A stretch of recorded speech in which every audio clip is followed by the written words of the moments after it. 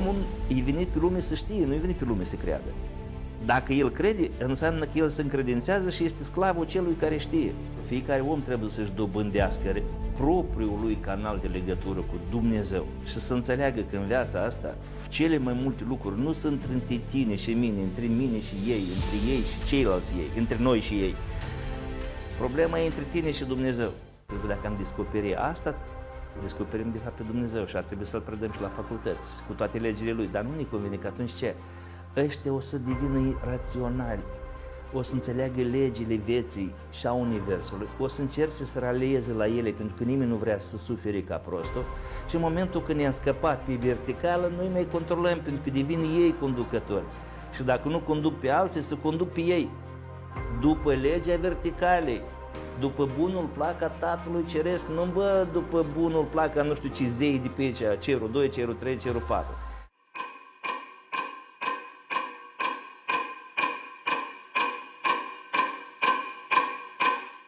Dragii noștri prieteni, bună ziua! Astăzi, împreună cu Anatol Basarab, avem un subiect pentru voi care poate să servească acelora care vor să mai știe, să mai descopere, să mai investigheze sau să cerceteze ce a mai rămas de la Bunul Dumnezeu, de la Sfințenia, de la Sfânta Sfintelor aici printre noi pe pământ. Pentru că noi astăzi toți suntem suntem rezultatul unor popoare din trecut care încă unele aveau nepervertite multe măsuri spirituale și reușeau să le țină înăuntru lor, să le propage în sat, în obște și să trăiască prin ele pentru Dumnezeu.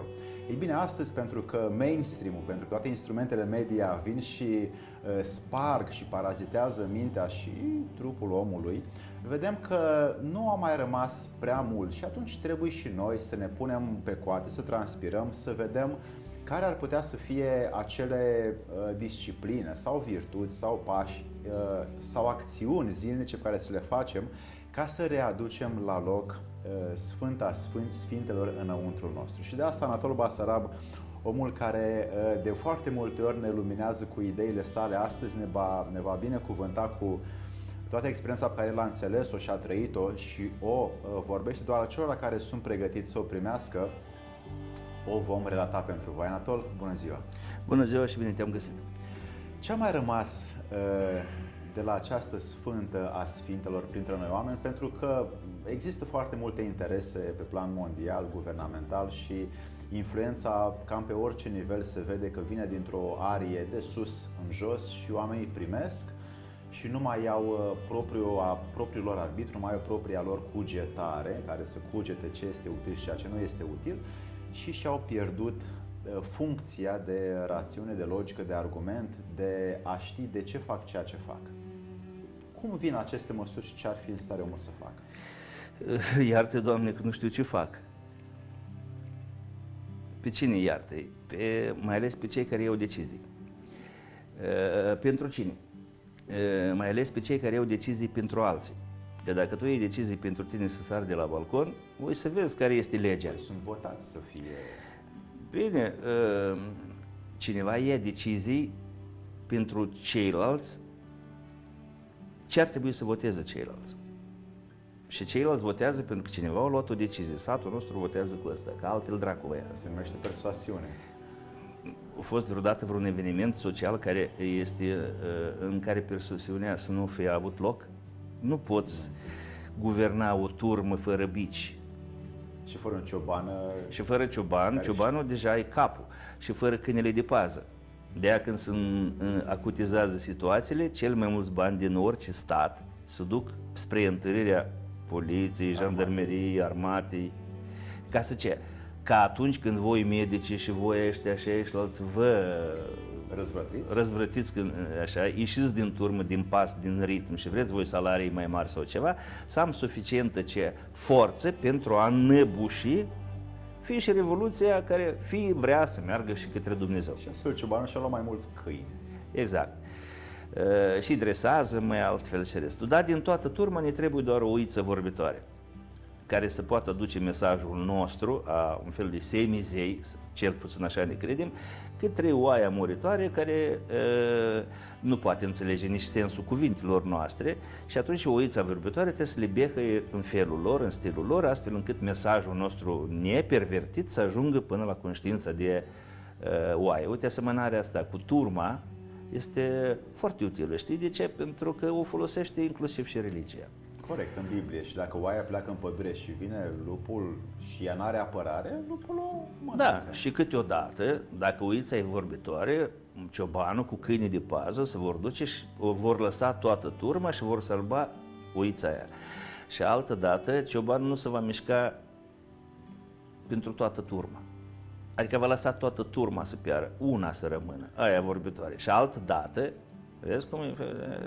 În funcție de interese sale. În funcție de interese momentane sau în funcție de interesele a unui segment istoric sau de afacere, să numim așa, care, uite, de aici, până aici, dar pe urmă duci încolo, interesele, să spunem așa, de lungă durată sau globale chiar. Prin urmare, apare întrebarea, ce-a mai rămas de la Dumnezeu, nu? În lumea noastră, ce-a mai rămas de la Dumnezeu? E mai ușor să spunem ce nu a mai rămas. Da, hai totuși, asta e temă catastrofal de importantă. Dar ca amploare este globală. Adică când spunem ce a mai rămas de la Dumnezeu în lumea noastră, noi trebuie să luăm, hai să pornim de la om. De la om de momentul însărcinării până la momentul când, știi, pentru o găurică vine și prin alta pleacă. Adică toată distanța asta de la o găurică până la ceilaltă, că e mai lung în timp, că e mai scurt în timp, pleacă din corpul unei mame și ajunge în corpul mamei în natură, tot într-o găurică. Și tot o astupăm și facem locul spare virgin și gata. Și pe urmă iarăși pornește ciclul. Ce-a mai rămas de Dumnezeu? Înainte, lumea nu era așa. Înainte lumea se orienta sau își coordona mișcările sau planurile de viitor axându-se, adică uitându-se la verticală. Pe axă. Oamenii erau axați, centrați din cauza asta, că în jurul unei axe gravitează diferite interese, probleme, nu știu ce, în jurul unei axe de diferite planete. Uite, fiecare om era ca un soare, avea o axă centrală, în jurul căreia trebuie să învârte disciplina, creșterea copiilor, banii, nu știu ce, tot gravita în jurul unei idei centrale. Acea idee centrală era axată pe vertical. Omul din cauza asta era axat, centrat, fixat în pământ, adică stabil, așa. Și toate lucrurile mergeau în conformitate cu politica și cu economia cerurilor. Și din cauza asta însăși cerurile îi ajutau ca să facă lucruri. Aveau corespondența. Cobora și Dumnezeu când trebuie și învăța, dacă totuși asta vreți, uite așa se topește metalul, uite așa se scrie, uite așa sunt runele, uite astea sunt ele, uite asta este astrologia, cu fost îngeri care au învățat, uite asta e numerologia, uite asta e chimia, asta e alchimia, ca să știi să le folosească în așa fel încât planeta asta, numit Soarele, să nu stăie, ci să miște din ce în ce mai sus și toate celelalte să graviteze în jurul lor. Adică uitați de asta, pentru asta aveți un conducător, aveți un țar, aveți un șaman care va aduce aminte de ce valorile verticale, adică masculine. Între timp, lumea, fiind leneșă, a hotărât că e mai ușor din lenevie și din economie. E mai ușor să alergăm după valori orizontale. Mundane. Muritoare. Lumești. Resurse. În loc să ne ducem către sursa centrală care le generează pe toate celelalte, ca și Hristos, știi? Uite sursa centrală, uite în pustiu. Uite o pâine, o rup, uite vă dau la toți. Uite un pește, o rup, vă dau la toți.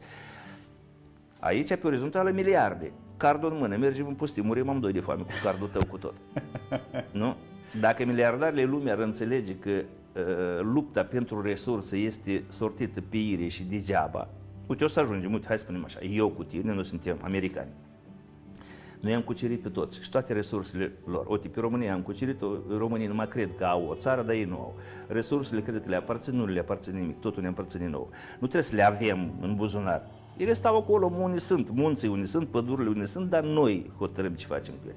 Le-am cucerit pe toți. Uite, noi doi, americani, am cucerit tot pământul. Mai departe ce facem? Fur eu de la tine sau tu de la mine, nu? Ne batem între noi, implicând și România, tu iei pe România și Polonia și nu știu, și lupți cu mine, eu cu ei și la alții, luptăm între noi, furăm unii de la alții. La asta s-au ajuns acum. De ce? Pentru că resursele, globul fie el cât de mare, de oriunde ai pornit, tot în punctul ăla să ajungi. E cucerit totul, gata, nu mai e ce cucerit. Toată piața globală e a ta. Toate politicile tale, ți-ai impus democrația peste tot, ți-ai impus-o cu tancul, cu pistolul, nu contează. În 330 înainte de Hristos, Alexandru Macedon spunea că nu mai există pământ de cumpărat pe suprafața pământului, ci doar teritoriu, adică doar încadrarea. Încadrarea, da. Pământul nu mai există. Corect. Bun. Am cucerit totul. Ce facem mai departe? Trebuie să căutăm modalități. Eu caut modalități să ajung pe Marte, să aduc de acolo resurse, tu cauți instrumente să ajungi pe Lună, să aduci de acolo resurse. Eu o să te încurci pe tine ca să nu ajungi acolo, înaintea mea, tu o să mă încurci pe mine ca să nu ajung eu înaintea ta acolo. Folosind pentru asta tot felul de agenți, mass media, indiferent care sunt instrumentele, fizice, non-fizice, spirituale, eu faci tot posibilul ca tu pe luna ta să nu ajungi înaintea mea. Dar noi suntem ca și cum din aceeași tabără. La început, între timp, orice celulă se divide. Și noi eram cândva un singur stat, America. Dar uite, încet ne-am divizat. Celula se divide în două, fiecare două în care. Și în felul ăsta ce? Divizându-se, pierde. Pierde. În general, operațiunea de împărțire și minus sunt operațiuni devolești, spunem așa. Adunarea și înmulțirea sunt operațiuni pe verticală și ridicarea la putere. De exemplu, prostul ce face? 2 plus 2 plus 2 plus 2 plus 2 plus 2, undeva el ajunge. Dar deșteptul ce face? 2 la puterea 3-a. Gata, deja e 8. Ori o singură operațiune. De-aia pentru o turmă este permis și sunt educați, conștient, nu de către Dumnezeu, că ți-am spus, Dumnezeu ne învață înmulțirea, adunarea și ridicarea la putere. 3 contra 2 operațiuni. Pe orizontală, minus, plus. Minus, ești dator. Minus arată cât ești dator. De-aia, aici, minus 1 plus minus 1 egal cu cât? Cu minus 2. Vezi? Dar noi știm că minus cu minus ar trebui să dă plus. Dar nu există. Uite, luna trecută mi-a rămas dator cu minus. Adică relațiile între noi cu minus 1. Luna asta încă un minus 1. Deci mi-ești dator cu minus 2. Nu? 2,7, de exemplu. Ca să ajungem la 2 și 7, împărăția cerurilor. Uite, un om inteligent, un om pe verticală, cel de la Dumnezeu, el înțelege 3 la puterea a 3-a. Nu? Și gata, e 20. El nu are alte variante. Și ce acțiune întreprinde pentru 3 la puterea ta? A te lua pe tine, a te ridica la putere. Dacă îmi spunem pe tine, în toată trinitatea ta, gând, emoție, faptă. Toate astea le luăm și le ridicăm la puterea a 3-a în lumea noastră trinitară. Asta este rezonanța cu Dumnezeu. Adică în tot ceea ce fac eu, cunoscându-mă, dezvoltându-mi simțurile, adică gândurile, emoțiile, faptele, să coincidă cu politica cerurilor. Care e politica cerurilor? Doamne iartă-mă, cunoaștem cu toți, e scris în toate religiile lumii actuale, mai noi sau antice, sunt aceleași, doar explicate cu alte cuvinte, sau virtuți, spunem așa. Da. Și eu am ajuns la împărăția cerurilor. 3 la putere. Altul, prostul, are multe operațiuni.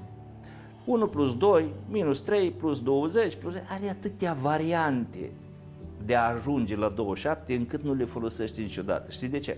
Pentru că atunci când îi dai omului posibilitatea să aleagă din 3 variante una, asta e democrație. Când îi alegi, dai posibilitatea să aleagă din 2 variante una, asta nu este niciun fel de democrație. Și când îi dai posibilitatea, știi, noi tot timpul până acum, de exemplu, în România, am ales, că apropo vin alegerile, tot timpul am ales din 2 rele răul cel mai mic. Păi cum naiba vrei tu să trăiești bine în țara asta când tu din fiecare dată din 2 rele, pur și simplu sunt rele, gata, s-o terminat discuția, nu mai contează care e mai mare, care e mic, adică tu din 2 rele alegi pe răul cel mai mic. Și te aștepți ca în țară să înflorească ceva. Adică din 2 drași îl alegem pe unul, dar n-am putea vreodată să alegem și noi, dintre un înger și un drac. Noi nu, aveți la dispoziție 2 draci. Uite, alegeți dintre ăsta sau ăsta. Alegeți-l pe la mai mic. Păi omul își dă puterea când face asta. Păi dacă își dă puterea să sufere și să nu se plângă. Că trăiește așa în țară. Politicianul sau guvernatorul să facă. El așteaptă degeaba. Pentru că politicianul, dacă el în sine e drac, el va face, tu ai ales din 2 draci unul, el când va ajunge acolo va face politica dracovească, el nu știe să facă politica îngerească. E simplu ca Dumnezeu, ca bună ziua, adică cât de dobitoc trebuie să fii ca să nu înțelegi lucrurile astea, ca populație, ca individ. Când lui, de 30 de ani, îi spune, alegi din 2 draci unul. Hai să-l alegem pe ăla mai mic. Nu, ok, ăsta mai mic, ăla dracu mai mare, ăla măcar deja instruit, ăla știe și politica cerurilor, poate să nu fie cu ea de acord sau să o evite, dar o cunoaște. Dar dracu mic încă nu e instruit, încă nici pe ăla nu le cunoaște. Și cu cât dracu e mai mic, cu atât e mai bădăran. Cu cât dracu e mai înalt, cu atât e mai diplomat. Să-i minte Lucifer, versat. Adică la nivel înalt vorbim frumos, vezi cum vorbea cu Hristos. Elegant, frumos, așa cum stăm noi doi. Dacă te arunci de pe asta, ai scris că... Știi? Că văd că mor de foame, deja e halucinație, nici nu ești convins sunt eu în fața ta sau e halucinație. Zi la pietrele astea să se facă pâini și mănâncă ca să stăm și noi de vorbă așa, știi, cu burțile pline. Că vezi că a mea e plină, tu ești ăla care cu postul, cu statul pustiu. Și el îi spune, da, dar e scris în Scriptură că nu doar cu pâine va fi sătul omul, ci și cu orice cuvânt care vine de la Dumnezeu. Adică îi spune altfel, da, dar e scris în Biblie că nu doar cu pâine materială, adică nu cu hrană va fi sătul omul, ci și cu prană. Și uite, eu n-am hrană. Mană. Prană sau mană, da. Sau cu manastirea sau știrea manei. Da, da. Și atunci, uite, că nu e obligatoriu să mă hrănesc cu hrană, că eu sunt sătul de prană. Dar prana izvorăște numai în tine, numai atunci când tu coincizi pe verticală, pe axă, ești axat. Și centrat pe altfel, pe orizontală ești dezaxat, descentrat, pentru că toate planetele care gravitează în jurul Soarelui, ele nu sunt axate. Ele vor să se axeze la axa lui. Da, și aleargă după el. Acum Soarele este Soarele care îl știm noi și este Soarele negru. Puțin se vorbește despre Soarele negru. Majoritatea civilizației... Nu-l vedem. Nu-l vedem, dar el există. Și are politica lui și influențează în felul lui.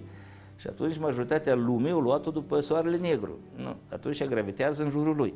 Bine, ca să răspândim vibrația acestei lumini pe care noi o primim de la Soarele pe care îl vedem, însăși lumina pentru noi, cum o putem împărți ca să încă să dăinuie în acțiunile, în faptele, în gândurile omului, încât preotul după aia, când omul moare, să nu mai fie nevoie să îi ceară lui Dumnezeu să iarte ca păcătuit om cu gândul, cu cuvântul și cu fapta, ci în timpul vieții noastre să nu mai păcătuim cu ele și să le putem urma, că gândul, vorba și fapta să fie una, încât lumina să se... Hai să spun o chestie, că tu ai spus foarte bine și te-ai dus foarte profund. Ne întoarcem la zilele noastre, la conștiința noastră de actuală. Te gândește, tu vrei să spui asta cuiva, caz real. Eu cu asta lucrez, cu materialul uman, cu psihologia lui și întâlnesc situații absolut anecdotice. Și de multe ori te întrebi, adică, dom'le, stai așa, hai să ne lăsăm de meserie. Sau nu mai ai cu cine, știi vorba aia română, n-ai cu cine, bă, n-ai cu cine. N-ai cu ce vrei, bă, niște țărani. Sau, știi, reclamele astea. Uite, însă și ele, că au apărut în statul român, în cultura, în mijlocul nostru, astfel de reclame. Arată o pătură a societății. Arată o pătură, arată o conștiință și reclama asta, dacă ar apărea, de exemplu, poate în Spania sau undeva, n-ar fi înțeles-o, dar noi o înțelegem și uite, la Las Fierbinți, că ne descrie perfect, nu? În Las Fierbinți găsim antologic toate personalitățile, personajele, arhetipurile care există la orice sat ori te duce. Punându-i pe toți primarii din Las Fierbinți, multiplicându-i, ridicându-i la scară, așa, ne dăm seama cam cum sunt. Hai să spun altfel, uite, gândește în felul următor, caz real. Mihaela, de exemplu, ia spune-mi tu mie, pornind discuția de la un alt parametru mai profund, ce e mai important, Soarele sau Luna? Luna. Dar de ce? Pentru că Luna luminează noaptea și ne ajută, iar Soarele luminează ziua când și așa e zi. No. În momentul respectiv, tu stai acum și gândește ce să explici mai departe. Despre cele văzute și cele nevăzute. N-ai cu cine înțelegi. Problema nu stă la turmă. Eu aș schimba subiectul instant. Păi, și degeaba îl schimbi, pentru că o să pui altă oricare întrebare și o să răspundă pot să-ți aduc, odată o scriu o carte despre răspunsuri de astea, genul ăsta, care pui mâinile în cap și îți dai seama, băi, n-ai cu cine, tu înțelegi că n-ai cu cine. Ce să-i explici? Doamnă, pe dumneavoastră, din când în când, ovarele ați constatat vădor noaptea sau ziua, adică când e cald sau când e rece, iarna sau vara, când vă dorm mai mult ovar? Anatol, așa din când în când iarna mi se umflă. Și deține o poziție totuși în primăria orașului. Înțelegi ce spun? Gravitatea lucrurilor. Ei, uite, înainte oamenii cunoșteau trivia. Cele 3 lucruri care trebuie să le cunoască orice om care e pe cale de a deveni conducător. Logica, retorica, gramatica și mai era asta că am uitat. Și matematicile. Da, științele. Astea 3. Orice om care nu este sclav sau nu provine într-o familie sclav sau nu vrea să fie sclav, să duce, el trebuia să ajungă să cunoască trivia. Trivia între timp a ajuns trivial. Adică, doamne, hai că ești trivial. Dacă cunoști asta. Dar ce trebuie să cunoști? Vorbești în mod public despre ele și nimeni nu le înțelege. Da, hai să vorbim. Logica se mai predă undeva? Dar în trecut... Retorica nu se mai predă? Nici retorica nu se mai predă. De-aia nu știu să-și exprime sentimentele, nu știu să-și exprime ideile, nu știu să-și exprime... Gramatica e foarte importantă. De ce? Pentru că ea îți arată silabisirea cuvântului. Fiecare silabă arată ceva. Ra înseamnă ceva. Rabdare, raționament, raza. Ra înseamnă lumină dintotdeauna. Ar, inversul, înseamnă inversul soarelui. Armă, ar, unitate de pământ. Ra, armament, arhont, nu rahont, ci arhont, adică inversul. Ăștia-s de dorit, ăștia nu-s de dorit. Înțelegeau. Și atunci, înțelegând silabisirea cuvântului, ei înțelegeau ce putere se ascunde în spatele cuvântului. Și știau să facă cântece sau descântece. Retoricii și gramaticii, care era predată înainte de Vasile Lovinescu în Creangă și Creanga de Aur, spune că în orice limbă doar consoanele contează, doar vocalele vă schimbă limba. Corect. Ei, adică e magia cuvintelor. Ce cuvinte folosim într-un descântec, că numai prin rostirea lor boala lui se îndepărtează. Păi acum ei vezi, eu merg pe stradă sau stau între ei și văd cum ei când vorbesc la o bere despre orice, pur și simplu se îmbolnăvesc ei și nu-și dau seama despre energia rostită. Prin energia cuvântului rostit. Neînțelegându-i semnificația cuvântului, sonetica, adică cum sună. Pentru că bă, într-un fel, înseamnă una, bă, înseamnă altceva. Muzicalitatea. Adică sonetica, fonetica cuvântului. Adică, dezastru, n-ai cu cine. Și tu vii să le vorbești. Noi suntem ca psihologi și ca sociologi, oameni care vor să conducă un soi de educație pentru oamenii care își doresc să aibă parte de mai multă lumină în viața lor și să mai prindă din ceea ce Dumnezeu mai are ca fundament și bază aici pe pământ. Bun, și ce facem pentru asta? Muncim. Muncim, cu cât o să muncesc eu? Cu 3.000 în timpul vieții mele. Tu cu alți 3.000 în timpul vieții tale. Undeva dintre aceste 3.000, 1.000 o să prindă. 3.000 cu 3.000 ori 6.000, da? Ori să scalează cumva.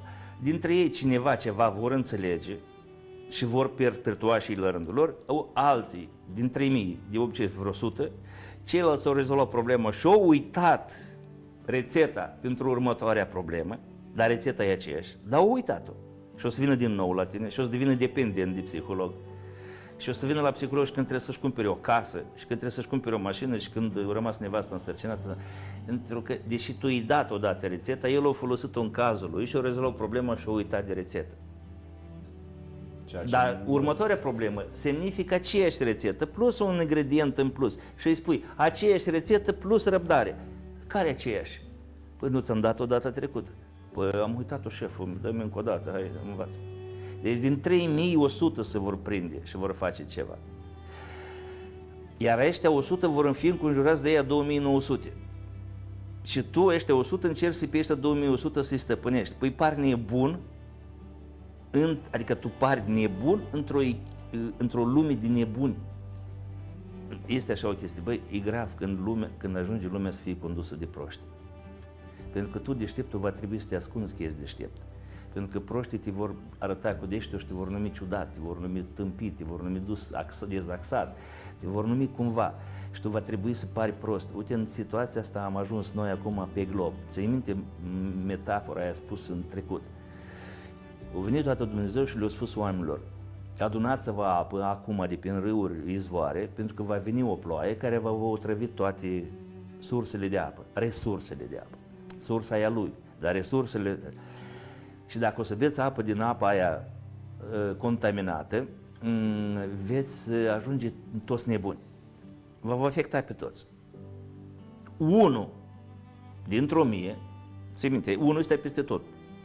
Și la potop general. Și oriunde apare unul care îl ascultă pe Dumnezeu, ceilalți nu. Vezi matematica vieții. El se duce și împle din izvoare butoaiele pline cu apă, le pune la el acolo sus în munte, în peștere, și acolo trăiește cu familia lui, bea apă de acolo. În ziua cu pricina vine apă, ploaia, otrăvește toate astea, oamenii beau în continuare din aceleași resurse și se înnebunesc toți. Toți oamenii au înnebunit. Ăsta cu familia lui privind de sus în jos, în vale, îi vedea pur și simplu pe oameni cum au nebunit. Au început să-și încurce sexul, să nu știe, unii se credeau pisici, alții se credeau animale, câini.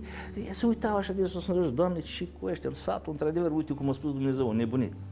Unii se cred nu știu ce, alții se cred altceva. În familie nu se mai fac așa cum se făceau. Bărbații își trafichează nevestele, sexual vorbind, nevestele nu știu ce mai fac pe acolo, sunt amestecători și un swingăreală totală, nu înțelegi nici pentru ce, nici cu ce scop, nici unii vor să ajungă prin asta. Ce ținte urmăresc. Și ăștia de jos făceau tururi turistice, aducându-i pe alții de prin alte sate: hai să mergem sus la deal pe munte, să vă arătăm că acolo noi, acolo în munte, într-o pește, trăiește o familie de nebuni. Să-i vedeți cum trăiește. I aduceau ca la grădina zoologică și toți ăștia ziceau: da, băi, nebuni, uite, ăsta le vorbeau: băi, oameni buni, sunt nebunit voi, nu noi, sunteți așa. Vezi nebunul cum vorbește. Uite, o luat așa. Băi, ia zic că 2 plus 2, 4. Vezi? 4. E tâmpit, băi, 2 plus 2 cât vrea șeful. Nu că 4, cum să fie 4? Poți fi 4, poți fi 3, depinde de interese. Așa. Unii din grup veneau și erau instruiți: 2 plus 2 e 5, că așa vrea șeful, așa trebuie să fie, nu? 2 plus 2 e 5, adică, băi, nu contează ce știi, contează să fii pro-Ucraina, atât, nu? Că ai tu o altă logică, stai naibii acolo cu minte că 2 plus 2 e 5, chiar dacă real e 4. Vii în partea elaltă, iar e altceva. La un moment dat ăștia n-au mai rezistat, pentru că ce? S-au trezit că sunt excluși. Vezi, astăzi planetă toți sunt inclusiviștii, adică să includem și să excludem, exclusiviști. Adică, domnule, aici numai noi, restul nu intră, restul aici nu intră. E o bătălie între exclusiviști, incluzioniști și excluzioniști, să spunem așa. Pe cine îi încadrăm și pe cine îi dăm afară. Rusia în afară, exclusă. Dar dacă vrea să o includem, atunci aia trebuie să facă ce îi spune democrația americană, că asta e democrație, nu a lor, ci acum nu-i voie. Bătălia tot, între masculin și feminin, vorbeam la o emisiune anterioară, între bărbat și femeie, între principiul masculin și principiul feminin. Adică cam așa: băi, Rusia, vrei să te măriți cu mine? Trebuie să faci asta, nu vrei, atunci ia uite acolo într-o parte și mai mult de atât, te sancționezi. Și vorbesc la toată lumea că ești curvă și gata. Tot satul să știe acum, nu se mai însoară niciun băiat cu tine din sat. Și nici din satele vecine, când mă duc și la chinezi și le spun că Rusia e o curvă și gata. Nu, vezi, gata, nici cu... Dar dacă cumva tu ai început să te împrietenești cu China, pe mine asta mă îngrijorează. Înseamnă că nu ținut. Ce am spus eu, lumea cumva a verificat că nu e chiar curvă. Știi? Și dacă au fi chiar curvă, e onestă, nu știu cum să spun. Ok, da, mergem mai departe. Nu mai rezistat omul respectiv. S-a dus, dat drumul la butoaie cu apă, curs apa în vale și s-a dus el cu toată familia și a băut apă din fântânile din care beau toată lumea. Evident că în secunda 2 a nebunit el și toată familia lui. După care turma s-a uitat la ei și a spus: uite, Doamne, cât e de puternic Dumnezeu. Și-au revenit, Domnule, uite, s-au însănătoșit, Domnule. L-a salvat Dumnezeu, uite, era nebun și uite, a devenit normal ca noi, Domnule. Păi uite, când vorbim despre ceea ce a mai rămas despre Dumnezeu, în noi și în lume, trebuie să ne apropiem prima dată să vedem, Domnule, ce e normal și ce e anormal pe care noi îl considerăm normal. Bine, despre filtrele acestea... Dar filtrele astea nu sunt ale mele. Nu le-am inventat eu. Ele au fost înainte existenței mele și vor fi și după existența le mea. putem evidenția pentru că astăzi au luat amploare în timpul existenței noastre, care vin prin industria de Big Pharma, vin prin industria de mainstream, industria media, vin prin educație, prin principii religioase care de fapt nu produc decât o conceptualizare a spiritului, dar nu un fundament de bază la cum se schimbe omul ca să-și servească spiritul. Da. Vin prin instrumente familiale prin care oamenii primesc în familie niște legi și le urmează ca orbi fără să știe sensul lor. Și celelalte măsuri care sunt jonglări sau joncțiuni sociale prin care omul devine de fapt sedat, nu mai are propria funcție de judecată și nu mai știe dacă este legea normală pe care o trăiește sau legea normală pe care o trăiește. Și acum vreau să le definim ca să știm. Am putea spune așa. Și eu mai rămas de la Dumnezeu este de la subatom, de la atom în jos. Uite, de la atom în jos e totul de la Dumnezeu și neatins, încă nespurcat de om. Dar și acolo încercăm să ajungem prin acceleratorul de particule și nu știu ce, încercăm să ajungem și acolo că poate să străcăm ce-o mai rămas de la lui Dumnezeu, fixat, legi, ordine, să o luăm și să o pervertim în ceva, să o facem iară cumva umană. Nu o să reușim, pentru că o să facem o mare tâmpenie, probabil, dar să modificăm chiar și acolo legea la nivel de micro, așa. Uite, gândeți, la nivel de micro încă e la Dumnezeu. În zona asta nu a mai rămas nimic. Cu cât de aici ne urcăm mai sus, începem să dăm tot mai mult. Uite, ne ducem în univers și acolo vedem că totul e de la Dumnezeu. Intangibil, nu s-a atins nimeni de străcăciunea aia. Nu a ajuns omul cu străcăciune. Probabil când va ajunge omul pe Marte, va străca și acolo ceva, va introduce și acolo o străcăciune și cu ocazia asta se va schimba ceva în sistemul solar. Dar odată schimbându-se ceva în sistemul solar, în efectul de domino, se va întâmpla ceva și pe Pământ. Nu exclus ca ceea ce se întâmplă astăzi pe Pământ să fie și din cauza că omul s-a ridicat din ce în ce mai mult de la linia de orizontală pe verticală, ducând spurcăciunea de aici acolo. Nu-și mai vede lungul nasului. Și spun, spurcăciunea, când o spun, este psihologică, de orice natură, că gândește, noi o să ne ducem pe Marte, ok, colonizăm Marte, și ce o să fie acolo, o altă rasă umană? Nu, tot niște spurcăciuni umane vor fi acolo, care vor începe și ce? Să-i domine unii pe alții, să facă colonii, să facă sclavi, să facă, nu știu ce, să dobândească materie de construcție, materie primă, nu știu ce acolo, cum o transportăm pe lume, o să-i ducem acolo, că nu o să vrei să duc oricine, o să-i ducem pe pușcăriași. Decât să faci pușcărie aici pe Pământ, mai bine stai 2 ani pe Marte și lucrezi acolo și vii înapoi. Așa ai cunoscut și o planetă străină, vii înapoi să dai mândru că ai fost pe alte planete. Aia nu o să ca fie oricine. munca în străinătate. E ca munca în străinătate, numai că pe altă planetă. Ți se pare asta oarecum fantastic? Multe lucruri au fost fantastice care astăzi sunt deja reale. Dar nu ne asta ne interesează. Ideea este și următoare. Ne imaginăm un romb, așa, și de aici în jos. Uite, de la linia respectivă în jos, totul începe până la sursa centrală, la ultimul element din care e construit tot universul, pe care noi îl căutăm, cărămida universului. Și nu o să o găsim, pentru că în momentul când o să găsim ceva aici, o să ne dăm seama că este ceva și mai jos, și mai jos, și mai jos, și să fie atât de adânc undeva. Structura eterului. Exact. Și eterul trebuie să aibă o structură, și el trebuie să aibă Dar din știința ce. încă nu l-a descoperit și nu poate. Îl și ignoră. Deși în tratatele vechi a oamenilor de știință care au pus fundamentul ăsta de la care au pornit altele, acolo el e descris. Și descris și cum îl foloseau. Adică știi, cum ar fi, uite, asta stă pe eter. Aia au descoperit, știau. Noi ignorăm podeaua, noi ne bazăm numai pe asta. Păi de asta nu are un fundament pe ce stă. E o stai, dar nu interesează. Mai bine nu vorbim că nu putem demonstra, că nu știu ce de felul ăsta, sau nu ne convine. Pentru că dacă am descoperit asta, descoperim de fapt pe Dumnezeu și ar trebui să-L predăm și la facultăți, cu toate legile Lui, dar nu ne convine, că atunci ce? Ăștia o să devină raționali, o să înțeleagă legile vieții și a Universului, o să încerce să ralieze la ele, pentru că nimeni nu vrea să sufere ca prostul și în momentul când ne-am scăpat pe verticală, noi mai controlăm, pentru că devin ei conducători și dacă nu conduc pe alții, să conduc pe ei, după legea verticalei. După bunul plac a Tatălui Ceresc, nu după bunul plac a nu știu ce zei de pe aici, cerul 2, cerul 3, cerul 4, care oricum sunt ființe non-umane. Am putea și să spunem că de când știm noi lumea asta, ea totdeauna în momentele cheie ale sale, a fost condusă de ființe non-umane.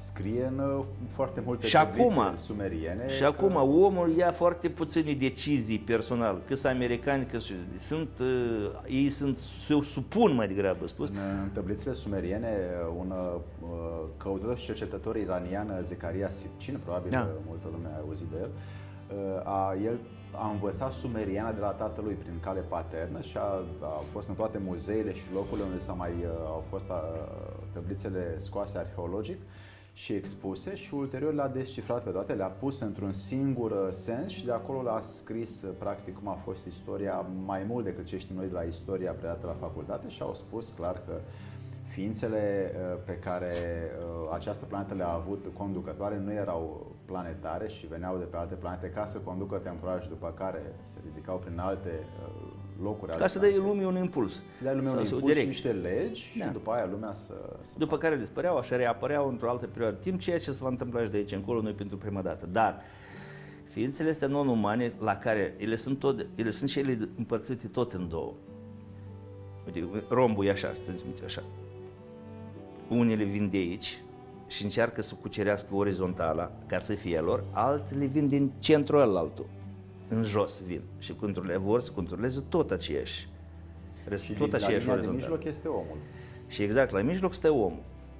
Și omul cu toate așa zisa creația lui, care niciodată nu-i doar a omului. Omul nu are abilitatea psihologică să inventeze ceva din nimic. Punct. Încercați să inventați ceva în capul vostru, ceva ce nu există. Și o să vedeți că sunteți incapabili de așa ceva. Hai să vă dau un exemplu. Poți inventa un elefant care nu are trompă, ci are așa un corn. L-ați văzut un elefant cu un corn, că ăla e din noroc, așa, cu un corn, cu aripi mari de lebădă și în loc de picioare jos acolo, are copită dublă, adică copită spartă. Efect hibrid. Bun, l-ați văzut elefantul ăsta cu ole? Bun, acum încercați să-l scoateți din cap. Uitați de el. Este un cadou al meu vostru, uite, acum, n-l-ați avut până acum, un elefant cu un corn, așa, cu aripi de lebădă și cu copita spartă, așa, ca la unele animale, copita spartă, cu copita așa mare spartă. Și acum încercați să uitați de elefantul ăsta. Complet. O să vedeți, cu cât mai mult încercați să uitați, cu atât mai mult îl reactualizați, de fapt. Cu atât mai mult el se întipărește în minte. Este cadou. Până acum nu l-ați avut în planul vostru subiectiv, adică în realitatea subiectivă. Dar de aici încolo îl aveți. Și l-am introdus în realitatea voastră subiectivă eu. În momentul ăsta eu ce am făcut? Sunt un fel de semizeu care v-am creat în realitatea voastră subiectivă o entitate care acolo deja există. Cu cât mai mult la timp la ea o să te gândești, cu atât eu o să devină mai puternic. Când o să gândești la elefantul ăla obsesiv dorind să scapi de el, el o să cucerească întreaga ta realitate subiectivă și o să devină șeful realității tale subiective și o să-ți domine realitatea subiectivă. Am făcut bine ce am făcut sau nu? Cu ei. Dar dacă asta îmi servește la un interes la care ei nici nu se pricep și mai departe elefantul ăsta eu îl voi folosi și le voi spune, știți ce? Tocmai ați făcut ceva și a supărat elefantul. Dar elefantul ăla nu e un oarecare, ăla este un fel de supraveghetor al relațiilor voastre benefice sau dăunătoare cu soțiile. Cum faci ceva nasol sau neplăcut soțului, sau nu că plăcut sau neplăcut, că asta îți devolește plăcut și neplăcut, adică conform sau neconform, sau conform cu verticala, elefantul din interiorul tău o să se răzbune pe tine într-un fel, așa că caută să nu superi elefantul și tratează soțul sau soția, cum o să spun eu de aici încolo. Inducție non-invazivă. Eu fac o religie din asta. Elefanțelul o să fie religie. Înțelegi ce vreau să spun? Gravitatea ce spun. Uite, omul dacă nu poate inventa nimic nou pe loc gol, el adaptează din alte forme. Adaptează sau combină. Dar ce trebuie să combinăm noi brusc așa, când din telefonul legat și omul liber să apară telefonul dezlegat și omul legat? Cu taci. Noi nu putem explica științific saltul brusc de la un an la altul, de la un anumit tip de telefon cu butoane la un telefon cu taci. Cu atât mai mult că avem dovezi o mulțime că el este dăruit omului, nu l-a inventat omul. I s-a dat tehnologia pur și simplu. Ce am dat noi la schimb pentru asta? Poate că dreptul de a răpi copii. Știi câți copii dispar anual în lume? Milioane. Și apropo, vorbim de dată Da, dar stai numai să spun, gândește cum sună. Tolemeu a venit de la... Am vorbit cu procurori și l-am întrebat procuror, domnule, în România dispar vreo 200.000 de copii. În continuare? Da, în fiecare an. Păi 200 de și e luat, dar 200.000 nu e nimic, adică sau 20.000, nu mai țin minte exact. Dar asta nu e nicio problemă. Dar căutăm, în America dispar aproape 2 milioane anual. Păi unde dispar copiii ăia? Și de ce? Și de ce?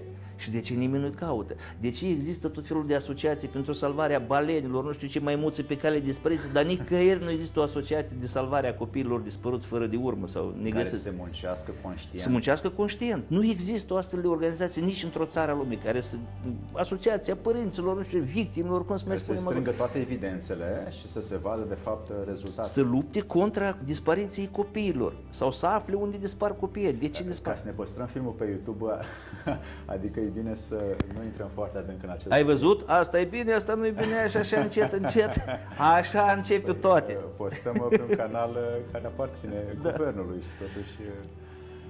Așa, bun. Hai să ne întoarcem la această latură semi-spirituală în care la Roma sunt rămășițele Sfântului Petru, la Londra al lui Sfântul Paul, la Compostela, la Santiago al lui Sfântul Iacob, la Veneția Sfântului Marcu și cam aceștia au mai rămas unde se cunoaște că în aceste catedrale încă mai dăinuie o oarecare rază de lumină, unde oamenii se duc să se roagă. Astăzi la biserică, la catedrală, la moschee, la templu, oriunde în lume merg și oamenii vor să ia acea lumină de la un anumit om care este învățat să o dăruiască, să o dea enoriașilor și prin acel om se transmite o energie care cumva curge pentru că el se axează sau se conectează, se centrează la lumina care vine de sus și pentru 10 minute, un sfert de oră, când intră în fibrilația aia, în entuziasm, în feos, în conexiunea cu Dumnezeu, el trăiește ceva foarte puternic și împrăștie în eter informația că, uite, Dumnezeu se află aici cu voi, însă oamenii ulterior ies de acolo și neavând priceperea, cunoașterea, căutarea și curiozitatea excesivă să vadă de fapt că în trupurile lor nu mai există funcțiile corecte, în mintea lor nu mai există educația coerentă, în trăirile lor nu mai există ofranda și rugăciunea coerentă, oamenii își pierd acea trăire, acea conexiune de la Dumnezeu care a venit prin diverse surse spirituale pe care ei le-au căutat. Ce poate face omul în acel caz după ce iese din templu? Aici vorbim de tot felul, adică până în momentul de față, tu ai pomenit de tot felul de ritualuri care se produc prin intermediul unui om, el se produce și la biserică când, știi, vine coboară lumina se transportă cu avionul în România, ne ducem și luăm lumânarea cu aprinsă, ca bou, venim cu ea aprinsă acasă și după ce am ajuns acasă, pune ceva pe mâncare că-ți dau când... Același comportament. Degeaba ai venit cu lumina aia de la biserică de acasă. Care de fapt e reprezentarea sufletească a ta că te-ai aprins. Păi semnificația e cu totul altă, adică tu din momentul ăsta aduci lumina în tine, afară, că este numai un simbol, că tu te înnoiești, tu aduci lumina în tine și când vii acasă, pe soția ta o vezi în lumină. Tu nu ai venit acasă, pune ceva pe mâncare, păi așa, să bem și noi ceva acolo, că îți dau una de unde te vezi. Păi ce ai făcut, nene? Și asta se întâmplă pe tot. Eu nu pun niciun accent pe ritualuri, pentru că ritualul este pentru cel care îl face, el știe ce face. Ceilalți de cele multe ori își bat joc și de tine și de ritualul tău, pentru că nu sunt capabili să iei. Adică, știi, când omului îi dai, gratuit cumva ceva, el nu știe să iei. Și dacă ia, fură cumva așa, să îmbibe cumva, disperat așa, și după care pierde totul. Adică prea mult vomită, nu știu cum să spun. Eu zic în felul următor, fiecare om trebuie să-și dobândească propriul lui canal de legătură cu Dumnezeu și să înțeleagă că în viața asta cele mai multe lucruri nu sunt între tine și mine, între mine și ei, între ei și ceilalți ei, între noi și ei. Problema e între tine și Dumnezeu. Adică toată viața ta, orice ți se întâmplă bun sau suferință, plăcut sau neplăcut, e între tine și Dumnezeu. Eu sunt numai o aparență. Tu numai crezi că eu sunt de vină pentru asta, pentru suferința ta. Eu spun lucruri între mine și Dumnezeu, dar dacă lucrurile spuse ting o rană, o bubă ta, purge puroi acolo sau a lui sau a lui, asta nu-i problema mea. Eu am o treabă cu Dumnezeu, tu ce treabă ai cu cine, cu ăla Dumnezeu sau cu alți semizei, problema ta. Între tine și Dumnezeul tău. Numai că paradoxal Dumnezeul tău s-ar putea să fie și Dumnezeul meu, s-ar putea să nu. Pentru că mai există un Dumnezeu pentru care astăzi toți se închină și așteaptă venirea și tronarea Lui asupra lumii și pentru asta fac o serie întreagă de ritualuri în diferite popoare, mai mult sau mai puțin alese. Care sunt descrise și în foarte multe filme pe care Hollywood le promovează. Și le promovează. Și adică te pregătesc pe tine când va veni Satan la guvernare să spui, da, asta este șeful și într-adevăr el este stăpânul și într-adevăr ne poate da, uite domnule, ne dă salarii fixe, lunar, noi trebuie să muncim, salariu garantat. Dar n-am voie să fac aia, n-am voie să fac aia, n-am voie să fac aia, pentru că camerele de luat vedere mă filmează și îmi strică ratingul social. Nu-mi îngrijesc bătrânii, părinții, nu știu ce, pentru că o să-i spună pe umerii tăi, băi, bătrânii să-i tăi, nu, din neamul tău. N-au pensii, n-au aia, îngrijește-i tu. Păi, dar nici eu n-am, ei, gândește și tu cum faci. Că dacă faci ceva, îți crește ratingul social, nu faci ceva. Adică eu să fii într-un lagăr de concentrare aproape nazist, supravegheat, fi în orice moment cu camerele de luat vedere, recunoaștere facială și orice vrei, la fiecare om o să aibă ID-ul lui pe internet, cum ar fi spus, în care o să fie toate dosarul tău și ce n-ai visat noaptea și encefalograma ta în fiecare noapte visată și ce ai căutat pe net și ce n-ai căutat și de aici o să faci în profilul și amprenta ta personală de carbon și dacă vrei să mai trăiești, apoi zburat 2 ori cu avionul, ai mers cu mașina 700 de kilometri, ai mâncat carne, ai făcut aia, asta înseamnă poluare. Plătești luna viitoare o taxă mai mare pentru dacă vrei să existi în lumea asta și să respiri aerul nostru, nu? Că tu, și când expiri, adică tu îți dai seama. El plătește cu beneficiile sociale pe care le dorește, că își dorește apă caldă, își dorește să meargă la magazin repede, să aibă farmacia lângă casă și o bancă. Da. Pentru faptul că își dorește aceste lucruri într-un perimetru apropiat, plătește cu ceva după. În lumea respectivă, pe orizontală, totul se plătește. Pe verticală se răsplătește, aici se plătește totul. Nu există ceva să nu plătești și nu există gratis. Dacă tu crezi că în viață ai primit ceva gratis, ăla era brânza din capcană. Te-ai dus și ai luat brânza respectivă ca și cum gratis și nu ți-ai dat seama cum s-a închis ceva capacul și te-ai rămas prins acolo într-o, să spunem așa, pușcărie, fie psihologică, fie economică, fie financiară și gata. Veniți la noi că vă dăm credit gratis, adică fără ca să ai tu un ban suplimentar să-l pui acolo. Altă minciună. Gratis nu există în lumea respectivă nimic. Pur și simplu, cuvântul nimic, de la zero. Totul, într-o formă sau alta, se plătește. Se plătește cu suflet, se plătește cu minte, se plătește cu bani, se plătește cu energie. Totul se plătește, chiar și actul sexual se plătește. Deși tu crezi că e gratis. Hai să mergem în partea de... Chiar asta, da. Dumnezeu n-a lăsat o compoziție artificială care să fie încapsulată într-o substanță care ar putea să ajute inima, miocardul. A lăsat niște plante care le poate găsi omul pe unde s-a născut familia sau bunicii lui. Da. De ce astăzi e atât de ușor să cumpere de la... Pentru că e leneș omul. Simplu. Este un dușman major al comunității globale, numit civilizația umană. Se numește confortul. Uite, toate lucrurile care au fost făcute, mașina de spălat, rubinetul în casă, adică ți-au dus izvorul în casă, ți-au dus balta în casă sub formă de cadă, WC-ul în casă, soarele, becul în casă, toate pentru ca să fie mai confortabil, nu?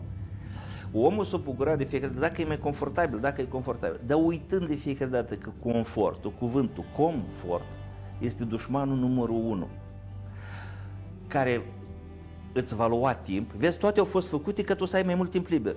Și constați că ai toate lucrurile care sunt făcute ca să ai mai mult timp, să nu ți iei din timp și tu cu atât mai mult n-ai timp.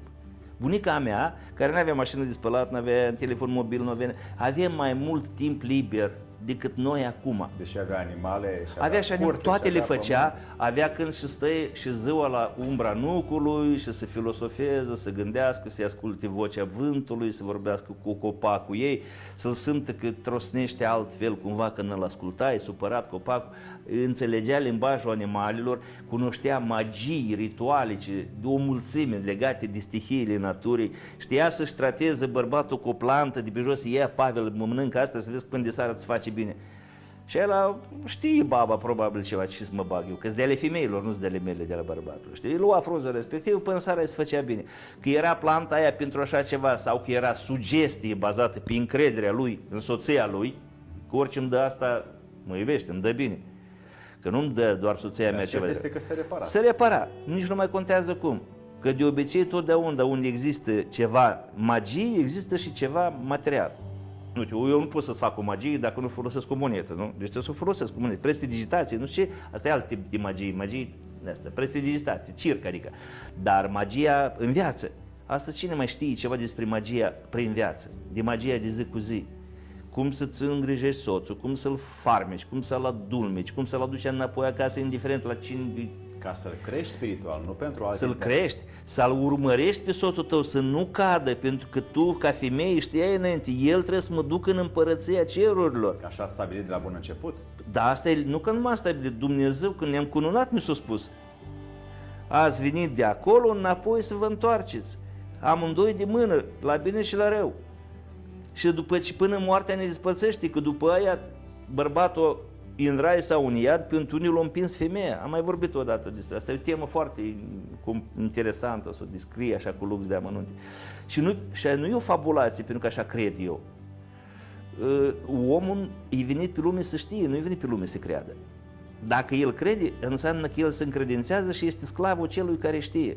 Vezi cu elefantul, eu știu ceva, ei nu știu. Eu de aici încolo să-i oblig pe ei să se încreadă. De exemplu, noi când azi ne tăiem la mână cu cuțitul, noi știm că o să se vindece, noi nu credem că o să se vindece. Da. E aceeași știință. Evident, știm că o să se vindece. Și înainte știam că dacă punem praf chiar din drum, se vindecă și mai repede. Acum, Doamne ferește să faci cu așa ceva, că te infectezi. Doamne ferește să nu cumva să nu te speli pe mâini când ajungi acasă. Cine a făcut asta? Cineva cu mine, cu elefanțelul. Zeița Pentru că Higeia. ceva îi convine, ceva știe și aici nu știu.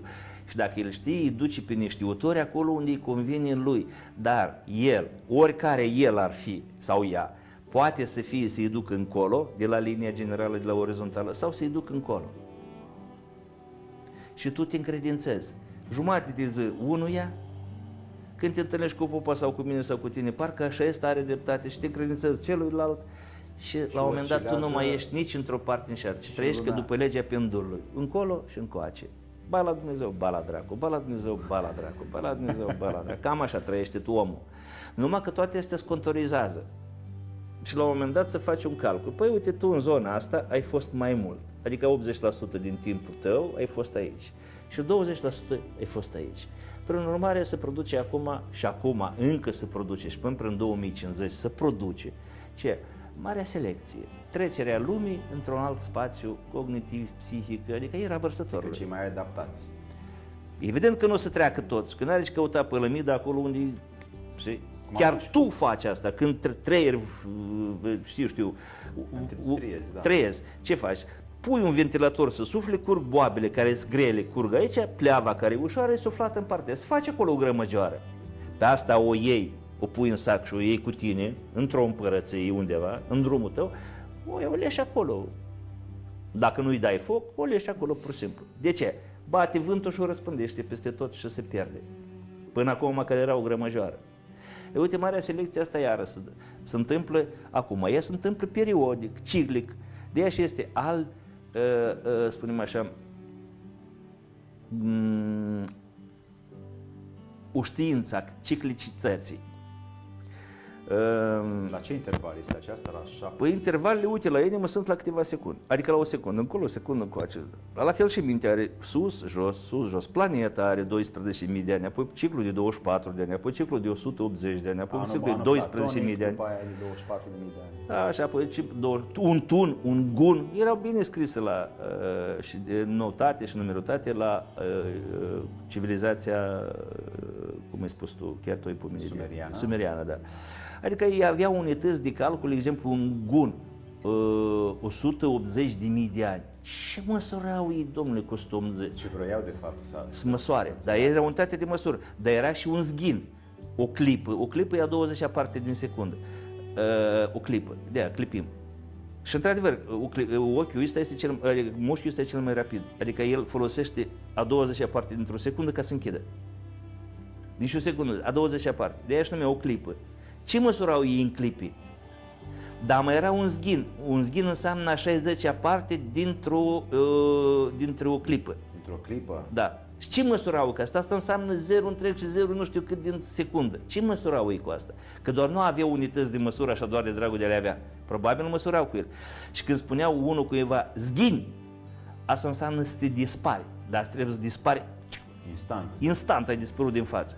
Când apărea dracul în față, le spunea zghin, o dispărut. Asta era comanda. Comandă. Într-o fracțiune de secundă trebuie. Adică într-o fracțiune, într-o mia parte dintr-o secundă trebuie dispărea instantaneu. Care de fapt se manifesta în gândurile și în comportamentul omului înăuntru. Uneori chiar și fizic. Erau perioade de timp în care ființele non-umane și umane conviețuiau împreună și se întâlneau de multe ori și făceau și convenții între ele. Cele slabe făceau temple mari celor mai puternice. Corect. Și tratatele astea au fost semnate, străbunii noștri, încă de pe vremea lui Alexandru Macedonski, sau Macedonul, cum spunem, dacă îi spunem totuși, îi pronunțăm numele cum se scria la ei.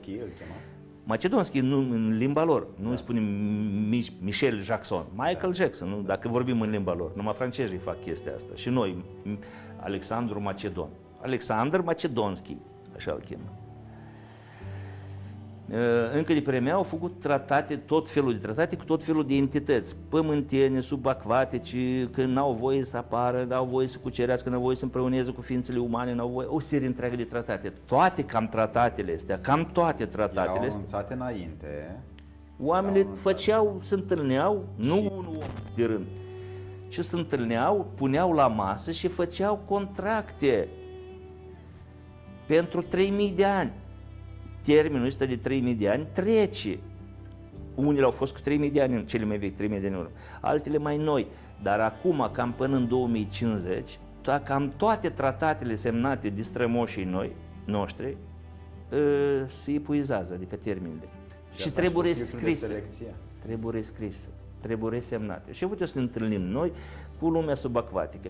Și o să vină ei și o spune, Doamne, în 3000 de ani noi am făcut chestia asta, dar voi asta și asta n-ați făcut. Prin urmare, facem în felul următor. De aici încolo, fetele noastre, jumătate femei, jumătate pește, sirenele, au voie să apară în lume și pot să iei băieți de-ai voștri spre căsătorie. Băieții noștri... mitologia, atât de scrie dar eu, mitologia, crezi că...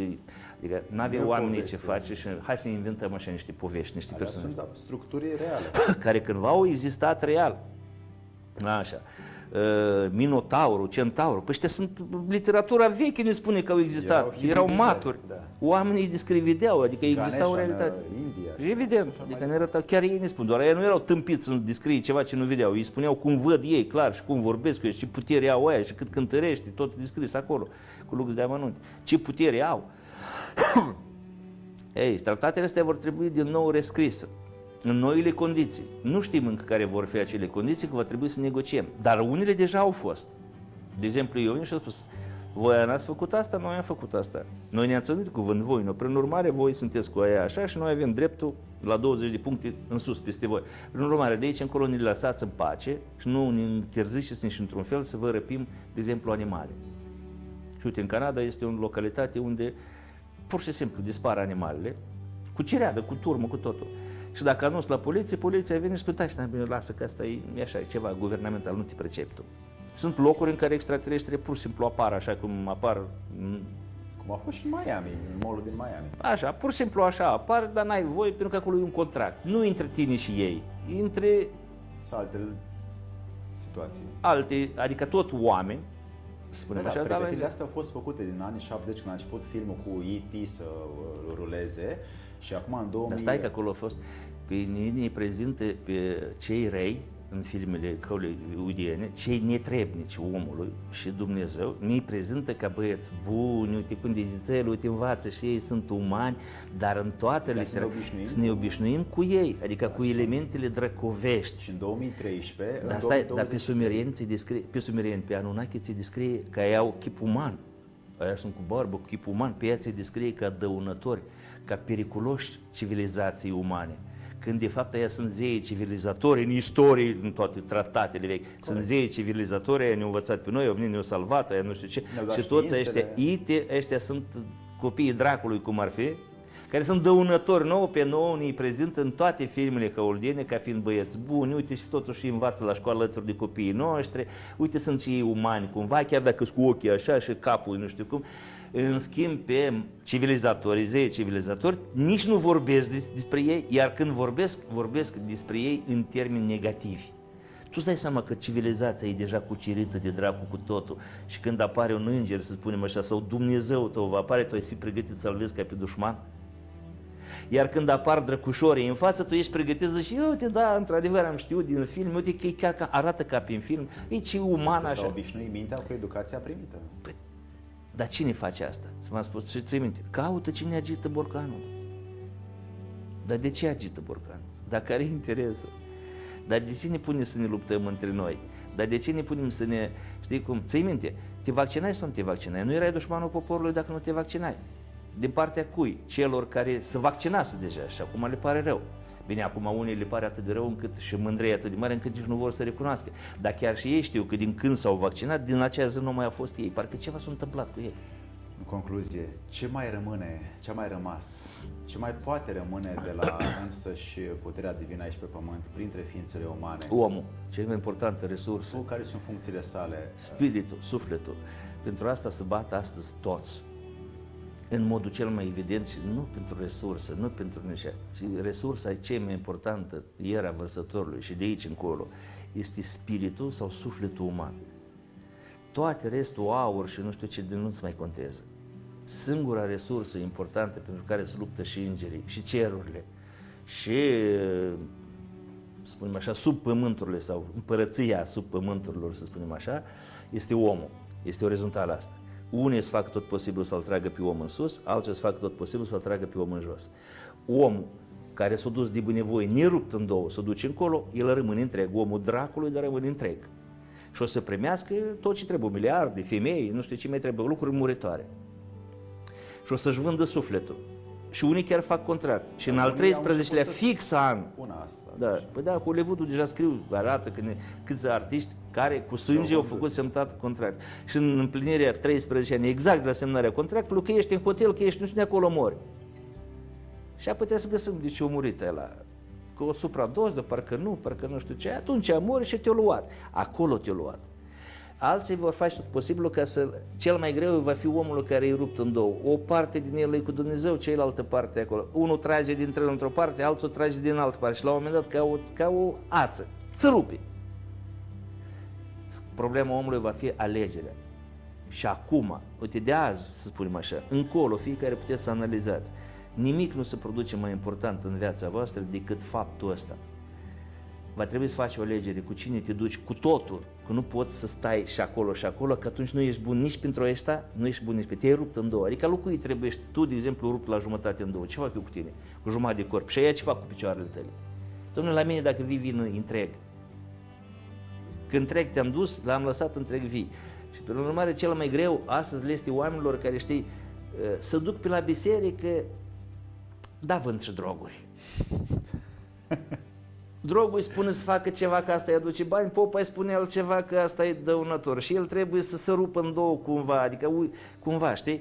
Jumătate de zi trăiesc ca dracu, jumătate de zi vin și eu acasă și încerc să fiu așa. Nu lăsați greu, că ăștia o să rupă în două și nu sunt buni, omul nu să fie bun nici pentru cerul. Deci marea selecție și marea filtrare, o să rămână doar cei care au într-adevăr funcțiile fizice și spirituale. O să fie activate. Numai acel care au rămas întreg. Mintea, trupul și corpul este orientat total, fie acolo, fie acolo. Dar fie evident că și Hristos s-a întâlnit cu dracu. Și eu, dacă mă duc încolo, mă întâlnesc cu unul care îți duce încolo și suntem cam la aceeași distanță. Eu sunt 5 metri în sus, el e 5 metri în jos de la linie. Dar ne înțelegem, ca și dracu cu Hristos. Ne înțelegem noi cumva. Eu nu mă bag în treburile tale, ieții, că e aia care ți iei tu mie nu ne-s buni, nici nu trebuiesc. Bine, eu încă nu știu ăla cui și eu o să încerc să-l trag de partea mea. Încearcă și tu, dacă îți duce după tine, e a tău. Ce să-ți fac? Mie nu trebuie aia. Chiar mă ajuți, mă scapi de o muncă suplimentară. Anatol Basarabă, ești un om care are atât de multă cunoaștere și un om care în continuu urmăresc postările tale pe Facebook și nu doar, și văd că și pe Asociația Numerologilor din România pe YouTube dați un subscribe acolo pentru că sunt informații foarte importante cu Anatol și despre ceea ce înseamnă matematica cosmică și știința acestei sacre cunoașteri vechi asupra ființei umane de astăzi, și vă recomand să mai priviți și acele emisiuni. Iar astăzi, pentru mine, ai fost un exemplu și un transmițător de un flux de energie care vine dintr-un soi bun și luminos, și sper că aceste cuvinte pe care tu le rostești să intre și să producă schimbarea, ca omul să nu rămână în partea întunecată a vieților, ci să rămână în partea de lumină a vieților și să rămână cât mai mult din Dumnezeu pe acest pământ. Îți mulțumesc foarte mult pentru ceea ce tu faci. Uite, să mai completez și pentru ei ca să înțeleagă bine. Dacă omul și-ar pune să înțeleagă matematica, algebra în general, și ritmica, și-ar da seama de algoritm. Algebra și ritmica, ritmologia. Și ai înțelege, băi, eu am 50 de ani, eu sunt în ritmul ăsta, în ciclul ăsta a vieții, la mine domină o anumită ceacră, domină anumite frici, dispar altele, eu sunt într-o anumită fază, algoritm.